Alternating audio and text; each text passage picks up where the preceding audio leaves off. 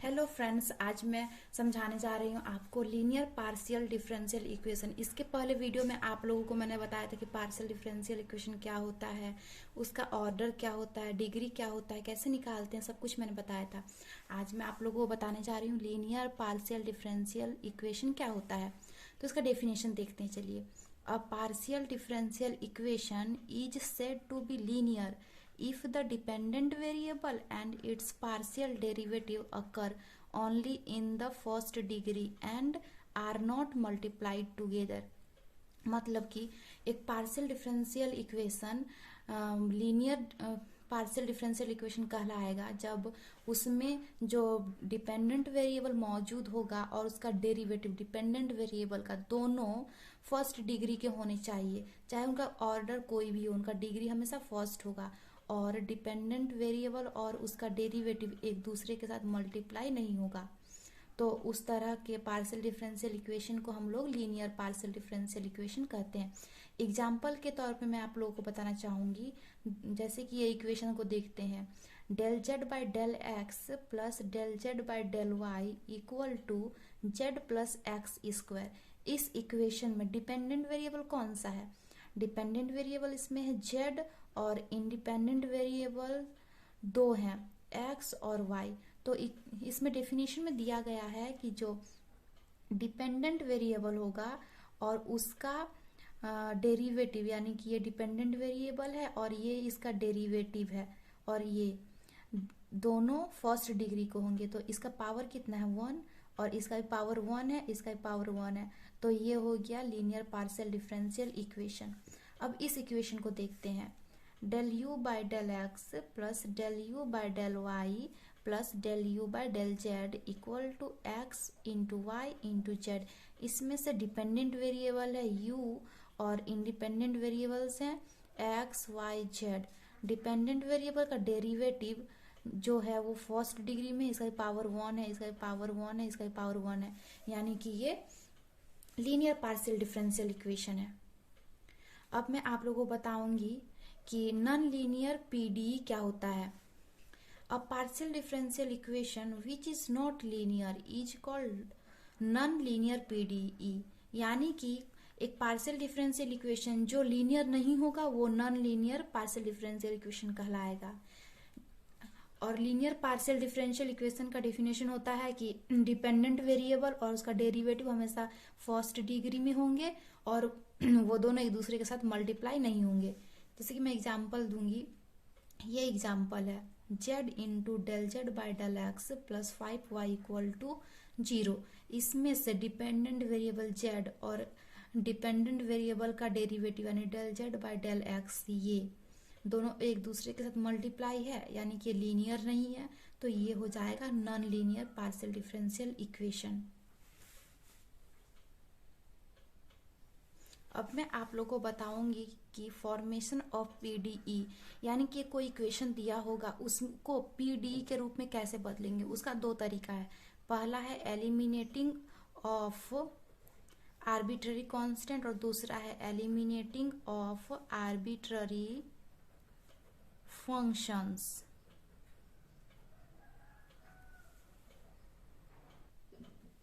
मैं आप लोगों को सबसे पहले बताऊंगी कि एलिमिनेटिंग ऑफ आर्बिट्ररी कांस्टेंट, यानी कि इक्वेशन में जो कांस्टेंट्स होंगे उनको एलिमिनेट करके पार्शियल डिफरेंशियल इक्वेशन कैसे बनाया जाता है।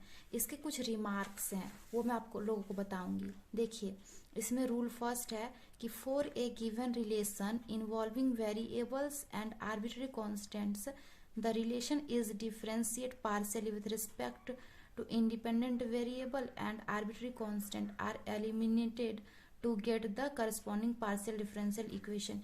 यानी कि जो रिलेशन दिया हुआ है उसमें वेरिएबल्स होंगे और आर्बिट्ररी कांस्टेंट होंगे और उसको हम लोग डिफ्रेंशिएट करेंगे, पार्शियली डिफ्रेंशिएट करेंगे इंडिपेंडेंट वेरिएबल्स जो दिया रहेगा उसके रिस्पेक्ट में। And arbitrary constant are eliminate, तब आर्बिट्ररी कांस्टेंट जो उसमें मौजूद होंगे वो उनको एलिमिनेट करेंगे उस इक्वेशन जो दिया हुआ है रिलेशन, उसको पार्शियल डिफरेंशियल इक्वेशन बदलने के लिए। यानी कि जो रिलेशन दिया रहेगा उसमें से वेरिएबल्स भी मौजूद होंगे और आर्बिट्ररी कांस्टेंट भी मौजूद होंगे। उस रिलेशन को डिफ्रेंशिएट करेंगे जो इंडिपेंडेंट वेरिएबल्स होंगे उनके रिस्पेक्ट में, और आर्बिट्ररी कांस्टेंट को हटाएंगे, फिर हमें पार्शियल डिफरेंशियल इक्वेशन मिल जाएगा। अब मैं आप लोगों को रूल 2 बताऊंगी, इसमें जैसे कि है, if the number of arbitrary constants is less than the number of independent variables, then the elimination of arbitrary constants shall usually give rise to more than one differential equation of order 1।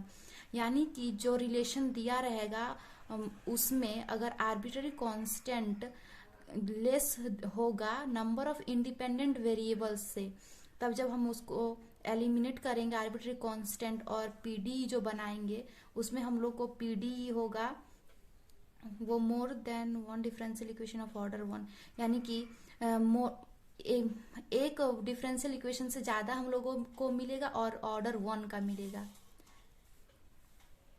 Rule 3 में है, if the number of arbitrary constant is equal to the number of independent variables, यानी कि अगर arbitrary constant और number of independent variables equals हैं तो जो हम लोगों को पीडी मिलेंगे यानी जो इक्वेशन मिलेंगे उस रिलेशन से एलिमिनेशन के बाद जब आर्बिट्ररी कांस्टेंट को एलिमिनेट कर देंगे उसके बाद जो इक्वेशंस मिलेंगे वो वन डिफरेंशियल इक्वेशन मिलेगा और ऑर्डर 1 का, यानी इसमें वन डिफरेंशियल इक्वेशन होगा जो होगा ऑर्डर 1 का, और इसमें था कि अगर आर्बिट्ररी कांस्टेंट लेस होता है इंडिपेंडेंट वेरिएबल्स से तो एक से अधिक डिफरेंशियल इक्वेशन मिलेंगे लेकिन उन सभी का ऑर्डर होगा 1। अब मैं रूल 4 बताऊंगी, इसमें है, if the number of arbitrary constants is greater than the number of independent variables then the elimination of arbitrary constants shall give to rise a differential equation of order usually greater than 1। यानी कि अगर arbitrary constant greater होंगे मतलब arbitrary constants का number greater होगा independent variables के number से, तब हम लोग को जो पीडीई मिलेगा यूजुअली उनका जो ऑर्डर होगा वो 1 से 1 होगा, जो लास्ट में हम लोगों को इक्वेशन मिलेगा उसका ऑर्डर ग्रेटर देन 1 होगा। मैंने आप लोगों को समझा दिया कि कैसे रूल 1, रूल 2, रूल 3 और रूल 4 होता है जब हम लोगों को कोई रिलेशन दिया रहेगा और उससे हम लोगों को पीडी बनाना होगा through elimination of arbitrary constants. उसमें जो आर्बिट्ररी कांस्टेंट्स होंगे उनको एलिमिनेट करके पार्शियल डिफरेंशियल इक्वेशन बनाएंगे तो क्या क्या रिजल्ट्स होंगे वो मैंने बताया और कैसे किया जाता है। अब मैं एक इक्वेशन लूंगी जो है z equal to X plus A into Y plus B, इसको पार्शियल डिफरेंशियल इक्वेशन में बदलना है, यानी इसको निकालना है पार्शियल डिफरेंशियल इक्वेशन। इसमें से देखना है कि देखिए इसमें a और b आर्बिट्ररी कांस्टेंट्स हैं, आर्बिट्ररी यानी कि कोई खास फंक्शन वाला नहीं, इसमें से a और b आर्बिट्ररी कांस्टेंट्स हैं, यानी आर्बिट्ररी कांस्टेंट को एलिमिनेट करके हम लोग को पीडीई बनाना है। तो गिवन इक्वेशन क्या है, z equal to X plus A into Y plus B. अब हम ब्रैकेट को खोल देंगे तो क्या होगा, z equal to X Y plus X B plus A Y और प्लस ए बी। अब मैंने क्या बोला था, अब इसको इक्वेशन 1 लेट कर लेंगे। अब मैंने बोला था कि जो उसमें इंडिपेंडेंट वेरिएबल्स होंगे उनके रिस्पेक्ट में उस इक्वेशन को पार्शियली डिफरेंशिएट करना है। तो इसमें इंडिपेंडेंट वेरिएबल्स क्या हैं, x और y, तो पहले हम x के रिस्पेक्ट में पार्शियली डिफरेंशिएट करेंगे। Partially differentiate equation 1 with respect to x। अब जब पार्शियली डिफरेंशिएट करेंगे तो ये होगा del z by del x equal to x के रिस्पेक्ट में कर रहे हैं तो y होगा, प्लस यहाँ भी x के रिस्पेक्ट में कर रहे हैं तो b आएगा, ये इक्वेशन 2 आ जाएगा। अब इसको y के रिस्पेक्ट में करेंगे partially differentiate, again partially differentiate equation 1 with respect to y। जब y के रिस्पेक्ट में इसको करेंगे तो क्या होगा, del Z by del Y equal to, यहाँ y के रिस्पेक्ट में करेंगे तो बचेगा x प्लस यहाँ पर y के रिस्पेक्ट में करेंगे तो बचेगा a। अब यहाँ आप लोग सोचते होंगे कि ये इसका क्या होगा, ये कांस्टेंट है तो जीरो हो जाएगा, और यहाँ पे y तो है ही नहीं है ना, x और b है तो यहाँ भी जीरो हो जाएगा, बस जहाँ y है उसका वैल्यू आएगा। अब यहाँ इसको इक्वेशन 3 लेट करेंगे। अब फ्रॉम इक्वेशन 2 ये del Z by del X क्या होता है, p होता है, p equal to Y plus B.